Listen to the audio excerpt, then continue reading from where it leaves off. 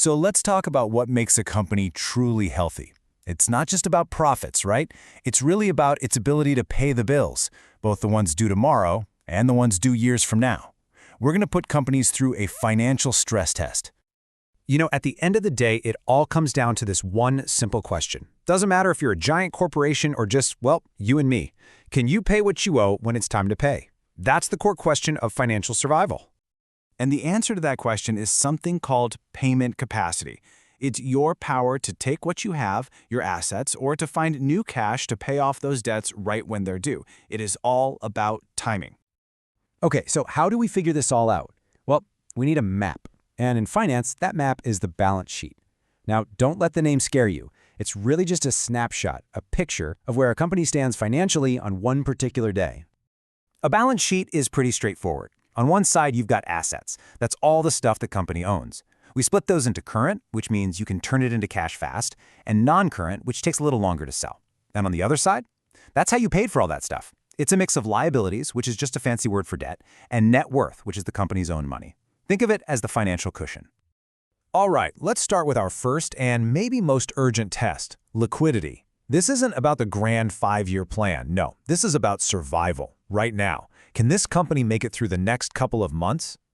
And the way we figure that out is actually pretty simple. You just look at the current assets, all that stuff that's easily turned into cash, and you see if it's enough to cover the current liabilities, all the bills that are breathing down your neck. If the asset pile is bigger than the bill pile, you're probably okay. But to get really specific, we have a few tools. Think of them as a series of stress tests that get harder and harder. We'll start with the easy one, the current ratio. Then we'll dial up the pressure with the acid test ratio. And finally, we'll hit it with the ultimate test, the cash ratio.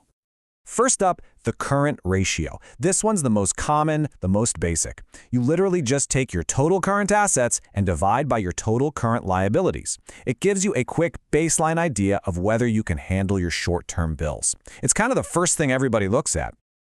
Okay, now for the tougher test, the acid test ratio.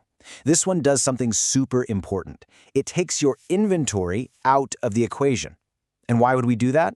Well, because when things get tough, selling your inventory might be really hard, or you might have to sell it for pennies on the dollar. So this ratio asks a tougher question. If we can't sell any of our stuff, can we still pay our bills? And now for the final boss, the ultimate stress test, the cash ratio. This one is as strict as it gets. It only looks at pure, cold, hard cash and things that are basically cash, like government bonds you could sell in an instant.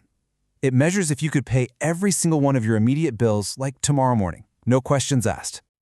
But here's the thing.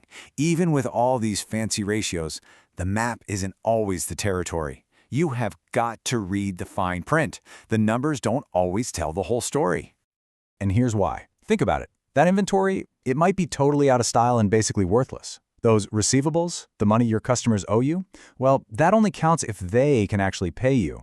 And your marketable securities, if the whole market freezes up, suddenly they're not so marketable anymore. It's a chain reaction. Your liquidity depends on everyone else's liquidity. Which brings us to this crucial point. A balance sheet is a snapshot. It's just a single photo. It's not the whole movie. The company could look fantastic on Tuesday, but on Wednesday, their biggest customer could go bankrupt, and that beautiful picture would change completely. So, we've talked about the short-term sprint for survival. But what about the long-term marathon? What about endurance? Well, that's where solvency comes in. See, solvency isn't worried about next week's payroll. It's asking a much bigger question. Does this company have the fundamental strength to stay in business for years to come and meet all of its obligations, not just the immediate ones?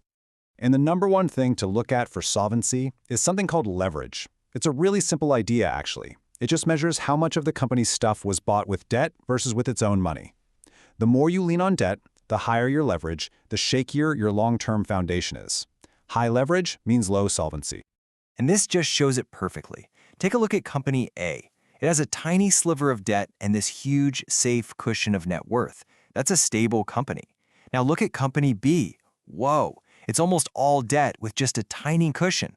If the value of its assets drops just a little bit, that net worth is completely wiped out. That company is not very solvent. So there you have it, two totally different ways of stress testing a company.